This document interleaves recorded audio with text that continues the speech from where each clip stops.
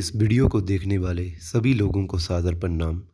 आज के इस वीडियो में मैं आपको बताने जा रहा हूँ एक ऐसे राजा के बारे में जिन्होंने मौर्य साम्राज्य के विरुद्ध जाकर शुंग साम्राज्य की स्थापना की थी। मैं बात कर रहा हूँ पुष्यमित्र शुंग के बारे में। पुष्यमित्र शुंग भारद्वाज गोत्र के ब्राह्मण थे। पहले वह मौर्य सम्राट बृहद्रथ के सेनापति थे और बाद में पुष्यमित्र शुंग प्राचीन भारत के शुंग राज्य वंश के एक राजा बने।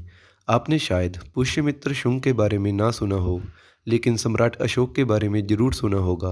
सम्राट अशोक के प्रसिद्ध कलिंगा के युद्ध के बाद उन्होंने बौद्ध धर्म को अपनाकर अहिंसा का रास्ता चुन लिया था और उनके बाद आने वाले राजा भी लगभग बौद्ध धर्म में परिवर्तित होने लग गए थे और उनकी प्रजा या तो अपनी इच्छा से या राजा के क्रोध से डरकर बौद्ध धर्म अपनाने लग गई थी।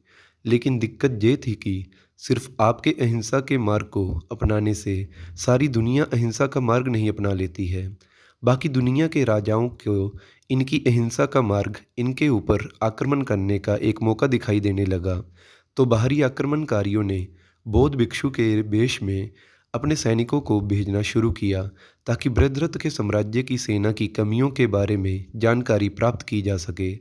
उस समय अपने देश में किसी महान योद्धा की सख्त आवश्यकता थी और वह योद्धा पुष्यमित्र शुंग साबित हुए। उन्होंने राजा को इस षड्यंत्र के बारे में बताया, लेकिन राजा ने समय के ऊपर सारी बात छोड़ दी कि जब आक्रमण होगा तब देखा जाएगा।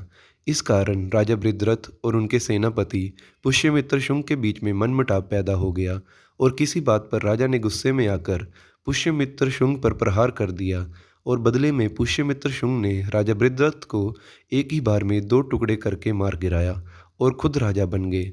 बाद में उन्होंने बौद्ध भिक्षुओं के रूप में छिपे हुए सैनिकों को मारना शुरू कर दिया, लेकिन कुछ इतिहासकार बताते हैं कि वो अलग धर्म को मानते थे, इसलिए उन्होंने बौद्ध धर्म के भिक्षुओं और उनकी मोनेस्ट्रीज को तबाह करना शुरू कर दिया था और बौद्ध भिक्षुओं के सर के बदले में इनाम देना भी घोषित कर दिया था। 185 ईसा पूर्व में पुष्यमित्र शुंग ने अंतिम मौर्य सम्राट बृहद्रथ का वध करके खुद को राजा घोषित किया था। उसके बाद उन्होंने अश्वमेध यज्ञ किया और उत्तर भारत का अधिकतर हिस्सा अपने अधिकार में ले लिया। शुंग राज्य का शिलालेख पंजाब के जलंधर में मिले हैं और दिव्याबदन के अनुसार यह राज्य सियालकोट तक विस्तृत था। पुराणों में पुष्यमित्र शुंग का वर्णन एक महान राजा के रूप में मिलता है।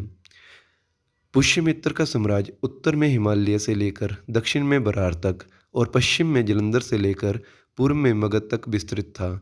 इस वीडियो के लिए बस इतना ही। अंत में कहूँगा कि जय हिंद।